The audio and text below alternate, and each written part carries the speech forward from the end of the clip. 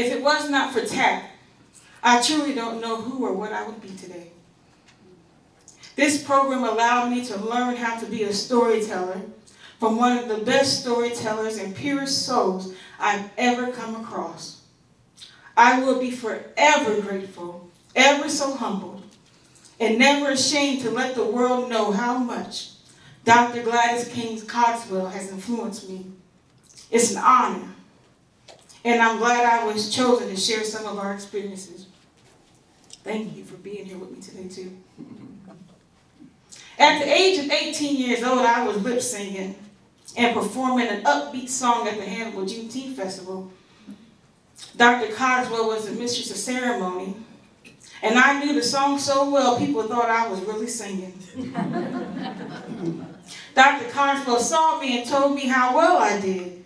And the next thing I knew, she left a message on our phones asking if I would like to be her apprentice to be a storyteller. My heart dropped.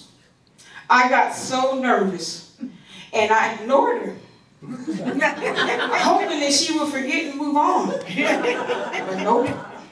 She called back again, and my mother picked up the phone and handed it to me. So I agreed, and the next thing I know, she was coming up the stairs to go in our living room home. I tried to disqualify myself by saying I was shy, and I told her so. And she would say, I was so shy too that my knees would start shaking. So that didn't work. She said we had to fill out an application to be chosen. And I had to record a story. I thought I was going to faint. When I told her I didn't have a story, she started asking questions about my childhood. I couldn't remember anything that would be interesting, but my mother sure did. My mom thought my trauma from living in the funeral home was a good story. I didn't understand how, because it was the worst thing that a child could ever experience.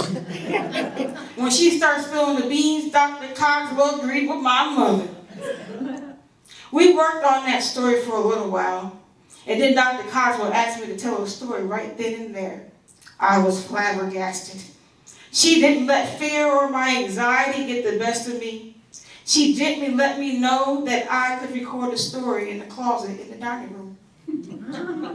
I was excited because she was excited when we were accepted. Dr. Cogswell was full of life, and she was always on the go. We would meet regularly, and she would be so excited about the stories and books she brought me. She asked me to read out loud, and then she would give examples of how to even make it better. She showed me how to stand, use different parts of my body, like facial expressions, hand gestures, to emphasize parts of the story. She even told me how to interview others, starting with my grandmother, Louise Jean Dixon Williams. She said I had to do it because she needed to add that story in her book, Stories from the Heart, Missouri's African American Heritage. It's right over there.